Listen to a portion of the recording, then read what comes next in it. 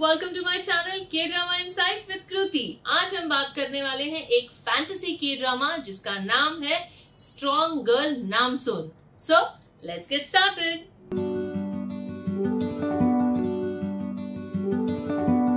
Strong girl Namsoon ये strong girl series का second drama है। जो पहला ड्रामा था वो है स्ट्रॉन्ग गर्ल बॉन्गसून। अब स्ट्रॉन्ग गर्ल बॉन्गसून इतना ज्यादा पॉपुलर हुआ था एंड ऑडियंस को बहुत ज्यादा पसंद आया था। मुझे भी ये शो काफी हद तक पसंद है। ये फैंटेसी में काफी डिफरेंट ड्रामा है इन द सेंस के इसमें विमेन को पावरफुल दिखाया है और इसके जो सारे actors, performances, writing, direction, everything was excellent. और बिकॉज ऑफ दैट उन्होंने on a popular demand second season बनाई है। लेकिन सेकंड सीजन एग्जैक्टली उसकी सेकंड सीजन नहीं है, मतलब कैरेक्टर्स अलग है। स्टोरी का जो कॉन्सेप्ट है कि जो हमारी मेन लीड लड़की है वो एक्सेप्शनली स्ट्रॉन्ग और पावरफुल है। उसके अलावा कैरेक्टर्स सारे के सारे अलग है। अब तक उसके सिर्फ 4 एपिसोड आए हैं और उसके बेसिस पर मैं जो मेरे हिसाब से अंदाजा लगा रही हूँ कि इस शो के अंदर हमें किस चीज की एक्सपेक्टेशंस रखने चाहिए, क्या क्या चीज हमें देखने मिल सकता है और क्या क्या चीजों में हमें डिसअपॉइंटमेंट होने वाली है, जिसका मैं थोड़ा बहुत अंदाजा लगा सकती हूँ और वो सारी चीजें मैं आपके साथ शेयर करना चाहती हूँ। तो चलिए बात करते हैं स्ट्रॉन्ग गर्ल नामसून। ये शो के अंदर जो हमारी हीरोइन है, जैसा कि उसका नाम है स्ट्रॉन्ग गर्ल नामसून, एक्सेप्शनली स्ट्रॉन्ग है। मतलब इसके फैमिली की जो सारी की सारी औरतें हैं वो सारी एक्सेप्शनली स्ट्रॉन्ग है। मतलब एक सुपर पावर समझिए, नॉर्मल स्ट्रॉन्ग वाला स्ट्रॉन्ग नहीं, ऐसा कि गाड़ी ऐसे एक उंगली से उलट दी उस तरह वाले स्ट्रॉन्ग, और एरोप्लेन को रोक दिया, तरह तरह का, मतलब जो क्रेजी आप सोच नहीं सकते, ओनली सुपर पावर वाले लोग कर सकते हैं, वैसा स्ट्रॉन्ग। तो अब ये शो और बॉन्गसून का वाला जो शो है वो दोनों शो में कांस्टेंट कंपैरिजन तो होगी ही, लेकिन स्टोरी जितनी अब तक समझ में आ रही है वो काफी डिफरेंट है। शुरू के एपिसोड में जो मेन लीड लड़की है वो खो जाती है मंगोलिया में। अब बहुत ढूंढने पर भी नहीं मिलती। ये जो सारी औरतें हैं they are very very physically strong, लेकिन उनकी मेमोरी उतनी स्ट्रांग नहीं दिखाई और उस वजह से उसे जैसे जैसे वो बड़ी होती है उसे याद नहीं है वो कहाँ से है। लेकिन उसके जो पेरेंट्स ने उसे रेज किया, मतलब जिन्होंने उन्हें बड़ा किया, उन्होंने उसे एक चीज दी जिससे उसे आइडिया आया कि oh she is from south Korea. अब वो साउथ कोरिया जाने की तैयारी में जुट जाती है, चीजें सीखती है, लैंग्वेज सीखती है, सब कुछ सीखती है, और जब तैयार होती है कि now she is ready to go, she somehow manages to go to South Korea. South Korea तो पहुंच गए, लेकिन पहुंचते ही एक के बाद उसके साथ तरह तरह के इंसिडेंट्स होना शुरू होते हैं। कहते हैं ना, कांड हो रहे हैं। लेकिन she is a super woman, तो वो अलग अलग तरह से चीजों को हैंडल करती है।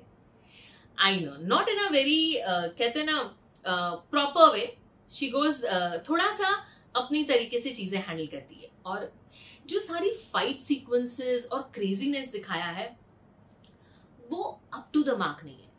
मतलब आई नो कि सुपर पावर है और चीजें उड़ा रही है, फेंक रही है, क्या कुछ हो रहा है, लेकिन बावजूद उसके एवरीथिंग डिडंट सीम, कहते ना, वो उस लेवल तक नहीं है जिस लेवल तक बॉन्गसून में हमने देखा है।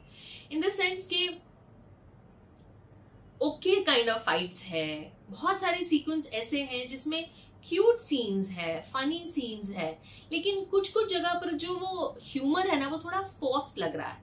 कुछ कुछ चीजों में ठीक भी है, कुछ कैरेक्टर्स अपील नहीं कर रहे हैं। ओवरऑल कास्टिंग मुझे ऐसे लगता है कि बॉन्गसून को ध्यान में रखते हुए की है। जो हमारी मेन लीड लड़की है नामसून, उसके जब शुरू में लंबे बाल और थोड़ी बहुत स्टोरी अलग दिखी तो मुझे लगा कि ओ नाइस, इन द सेंस के ये थोड़ा कैरेक्टर उससे अलग दिखाया है, लेकिन एक पॉइंट पे उसके बाल काट देते हैं। So I feel there is a constant comparison.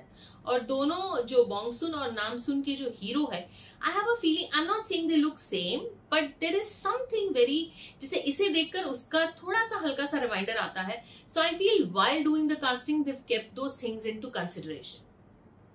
अब जो बाकी कैरेक्टर्स है इसके अंदर इंटरेस्टिंग ट्विस्ट ये है कि उसकी जो ग्रैंड मदर भी दिखाई है। सो इसमें तीनों जनरेशन को एक साथ दिखाया, grand mother, mother and herself. अभी उसकी जो मदर का कैरेक्टर है उसकी कास्टिंग मेरे हिसाब से बहुत वाव नहीं है। She doesn't seem like a fantastic actor. यानी they wanted to show someone who is young, who is fit, who can look like that she is powerful, but कहीं ना कहीं वो कैरेक्टर इतना अपील नहीं कर रहा है।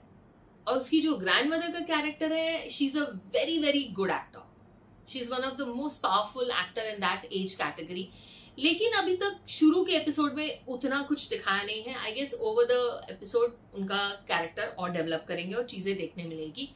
लेकिन आई लाइक दिस फैक्ट कि 3 जनरेशन को एक साथ दिखाया है, तीनों का चीजें करने का अलग अलग तरीका है, तो you get a blend of all 3 characters. At the same time जो फादर का कैरेक्टर है वो अच्छा है, हीरो का कैरेक्टर भी as usual good looking, likeable, you fall in love type of character है।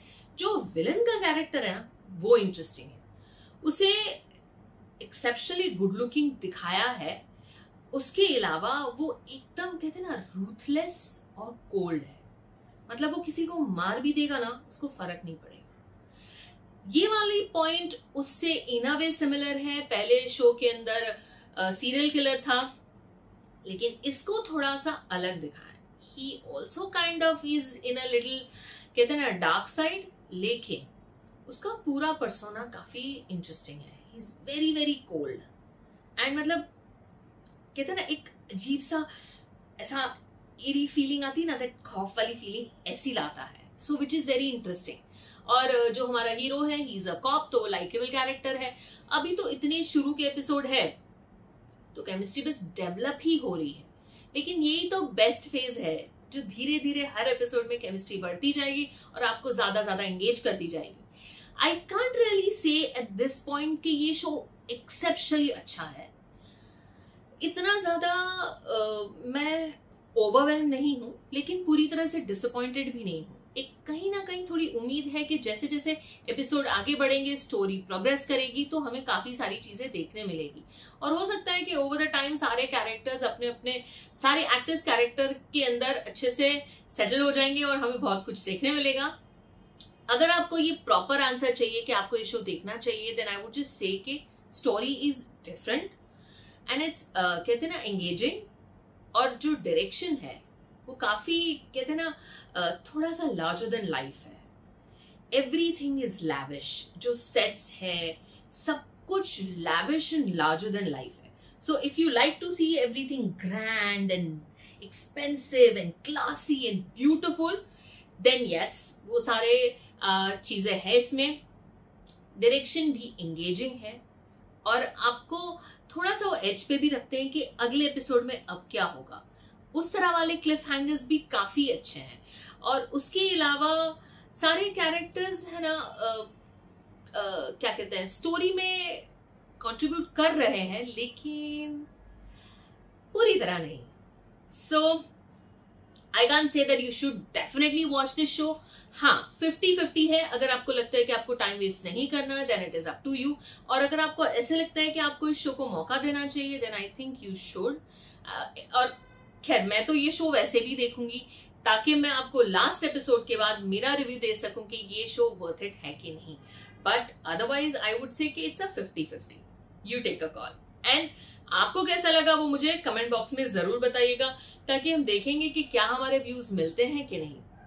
इसके साथ ही हम आज की वीडियो खत्म करते हैं। अगर आपको अच्छी लगी then please like and share and give your honest opinion so that I can improve on that basis. And for more interesting video, subscribe to my channel. Thank you.